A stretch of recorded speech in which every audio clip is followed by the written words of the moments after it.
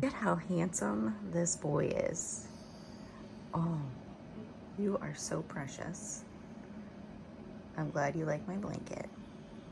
Okay, so breakfast, part one.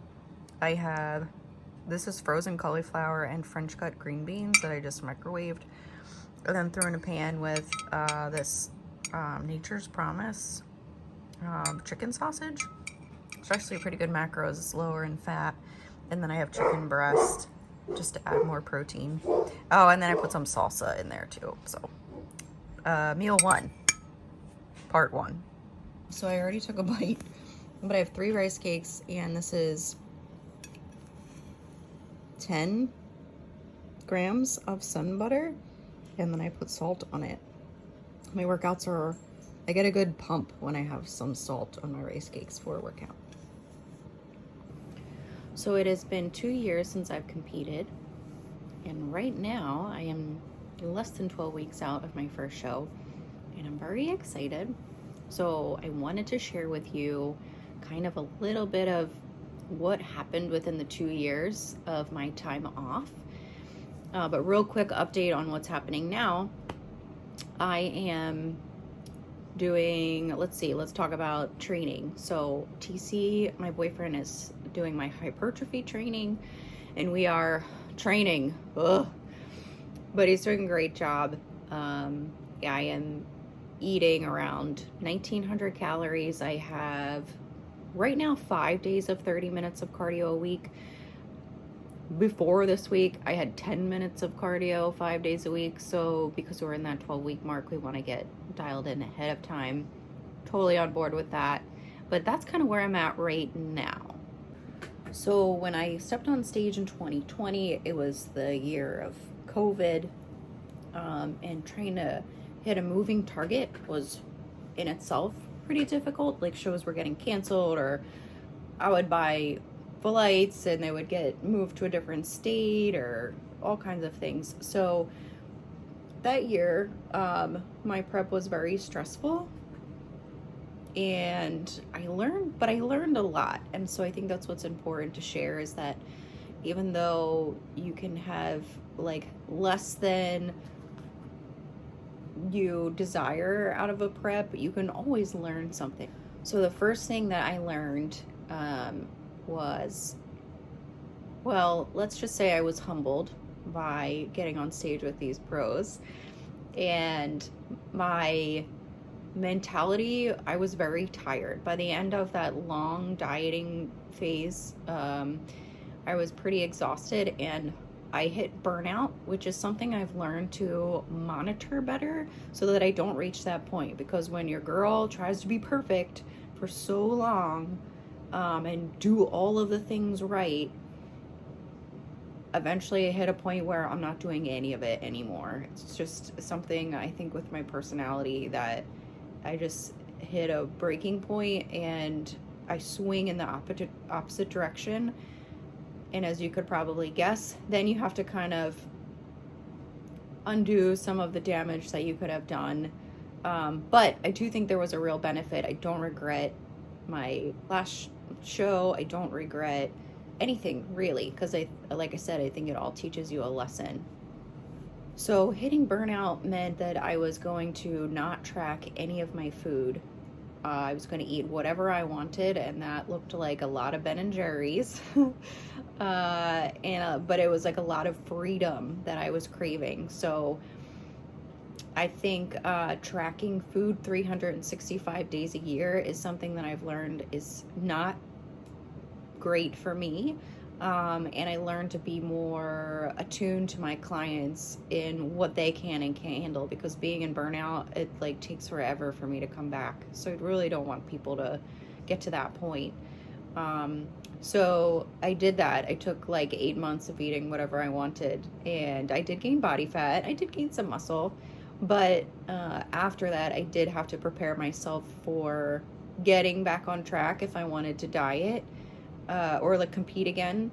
And so that is what I did. So my stage weight was 120. I got up to 149 and a half. And after that 8 months of just being able to not have to stress over it, I was ready to come back. So in the future, I would like to prevent getting to that place again so that I do feel recharged. And how that looks, that I've adopted in my coaching, is like diet breaks, untracked meals, just a little bit more freedom, especially maximizing that in the improvement season, because that's the time where you can be a little bit more lax, in my personal opinion. And so I've tried to do that for myself, and also to take that approach with clients that need it. Some people like to track all the time, but that's kind of what my nutrition looked like. I did get back to tracking and spent most of 2022 doing a deficit in whatever capacity my mentality could handle, whether that was undulating weeks of deficit maintenance, or looking at not tracking carbs and fats, only tracking protein and calories, like maybe on the weekend, and then being a little bit more regimented Monday through Friday. That approach seemed to work really well for me. So it was a trial and error, and it was important for me to have a say in what my nutrition looked like and what mentally I could handle. And I think that type of collaboration was really instrumental in helping me get back on track and feel like I was ready to do this again. I do want to talk about mentality, because that is something that I've shifted and changed for this upcoming year. I think the last couple times I prepped, I was very I felt very anxious. I was very stressed, and it was not enjoyable. I think my identity was wrapped up in being an athlete, and so that's why I continue to do it. But taking a step back really allowed me to evaluate, like, is this something that I want to do? Because if it's not adding value to my life, I really need to either find a way to make it positive, or I need to remove it completely, because life is too short. So I'm looking at this year as, like, it is what it is. Like, I'm going to try my very best, because that's the level I know how to compete as an athlete. I'm going to be intentional. This sport is not expensive, or not cheap. It's very expensive and takes a lot of time. So that's my incentive, to get the most out of it. But what happens on stage is out of my control. So I'll just do my best to prepare and let the chips fall where they may.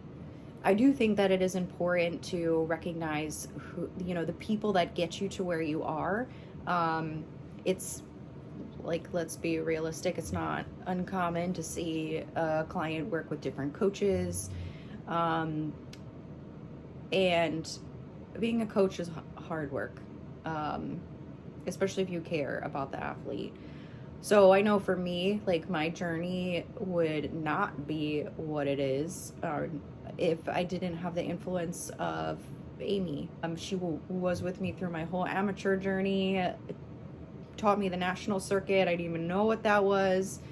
Helped me win my pro card in a crazily short amount of time, and then has mentored me and inspired me, and to coach. And while I have made some changes to my prep guidance, I will always be grateful for the foundation that she has built in me and the opportunities. So I've taken all that I've learned from these past 2 years and implemented them in different ways. And now I am excited to hit the stage and see what we could bring. I do feel confident that I'm going to bring something better than what I brought last time, which, if you're in the sport, that's already, like, you feel like you're winning. But like I said, whatever pans out on stage, I'm just happy to be a part of it. I believe that there is a reason for every season, and it's really what you want to make, or what you want to get out of it, that makes it valuable or not. So I hope that's encouraging to you. That's kind of a quick update on 2 years and what I have coming up. I'll try and keep you guys included on the other stages of the journey and what happens. I feel like this is my pro debut, so it'll be fun. Getting his rice cakes in. Diego is still napping,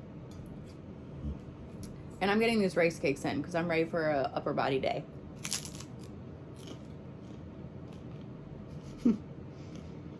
Let's go.